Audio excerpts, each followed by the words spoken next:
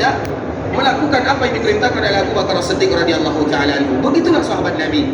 Dikala mereka melakukan kesalahan, mereka itu adalah orang yang paling cepat menyadari kesalahannya. Dan itulah sifat yang tidak dimiliki oleh manusia yang lainnya.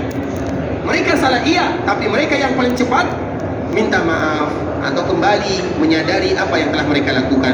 Kemudian dikala Abu Bakar datang kepada Nabi dan Umar pada akhirnya menyesal, kenapa tadi aku tidak melakukan apa yang diperintahkan oleh Abu Bakar As-Siddiq, maka akhirnya Umar menyusul Abu Bakar As-Siddiq dan sudah dijumpai Abu Bakar ternyata sudah berada di samping Nabi SAW. Abu Bakar menceritakan semuanya, ya Rasulullah, aku salah kepada Umar bin Khattab, kemudian aku marah kepadanya, aku mengatakan kata-kata seperti ini. Kemudian setelahnya aku sadar aku salah, kemudian aku minta maaf, kemudian aku mengatakan kepada Umar, ya Umar, balas sebagaimana yang aku lakukan. Diceritakan oleh Abu Bakar kepada Nabi SAW semuanya.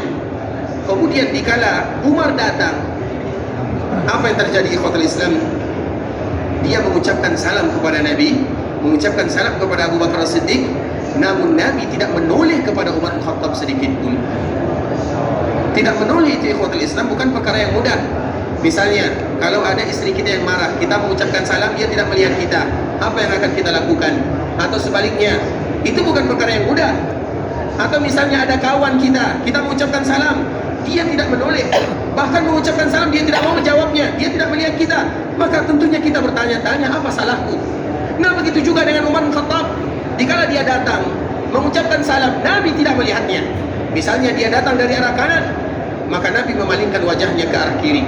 Dia berputar ke arah kiri, Nabi palingkan wajahnya ke arah kanan. Itu yang dilakukan oleh Nabi SAW. Apa maknanya? Nabi marah kepada Umar bin Khattab radhiyallahu taala anhu. Padahal yang salah siapa?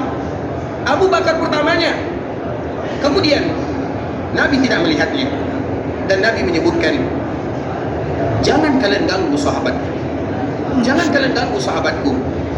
Dulu pertama kali dakwah ini muncul, dikala semua manusia mereka mengatakan kadzabta, kamu ini dusta, kamu berbohong.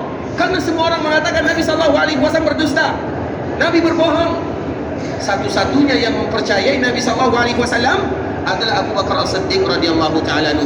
Dia menyebutkan sadaqta, kalian mengucapkan kadzabta, dia menyebutkan sadaqta.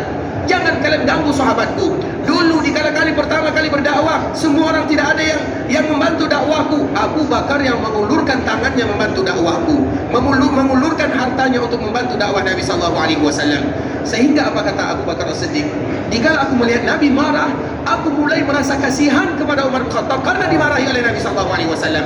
Itu Umar bin Khattab radhiyallahu taala anhu. Apakah pantas kalau seandainya ada manusia disebutkan Abu Bakar As-Siddiq radhiyallahu taala anhu, kemudian mereka mengatakan kalimat-kalimat yang tidak bagus? Umar saja dimarahi oleh Nabi SAW. Bagaimana kalau seandainya Umar di akhir zaman? Misalnya mereka yang mengatakan kalimat-kalimat yang tidak bagus terhadap Abu Bakar As-Siddiq radhiyallahu taala anhu. Bisa dipahami ikhwatul Islam? Artinya begitulah cinta Nabi SAW kepada dirinya. Abu Bakar orang yang paling dicintai oleh Nabi. Makanya dikala terjadi peperangan Khandaq, tadi perang Khaybar terjadi pada tahun ke-7. Kalau perang Khandaq terjadi pada tahun berapa? Tahun ke-5. Siapa jawab? Katakan. 5. Betul nih? Apa buktinya perang Khandaq terjadi pada tahun ke-5? Ya itu sudah memang tahun ke-5. Itulah buktinya. Masya Allah, barakallahu.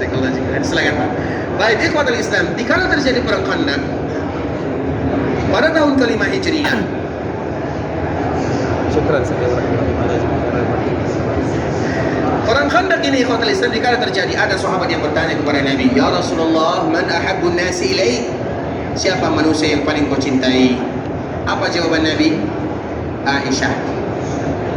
Kemudian sahabat ini kembali bertanya, ya Rasulullah, yang aku maksud adalah siapa orang yang paling engkau cintai dari kalangan laki-laki?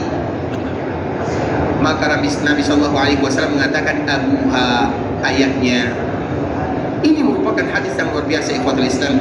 Tidak ada main-mainnya di sana. Betul-betul Nabi SAW mencintai Abu Bakar As-Siddiq radhiyallahu taala anhu. Artinya begitulah kedudukan Abu Bakar As-Siddiq, sehingga jangan pernah ada di antara kaum muslimin mereka yang melecehkan, menghina para sahabat secara umum, apalagi Abu Bakar As-Siddiq radhiyallahu taala anhu. Dan kita lihat di zaman sekarang ini sudah banyak di antara mereka yang berani melecehkan sahabat-sahabat Nabi, radhiyallahu taala anhum ajma'in, terkhusus Abu Bakar dan Umar radhiyallahu taala anhum, ingat Allah akan berikan hukuman kepada mereka di dunia sebelum Allah berikan hukuman kepada mereka di akhirat sana.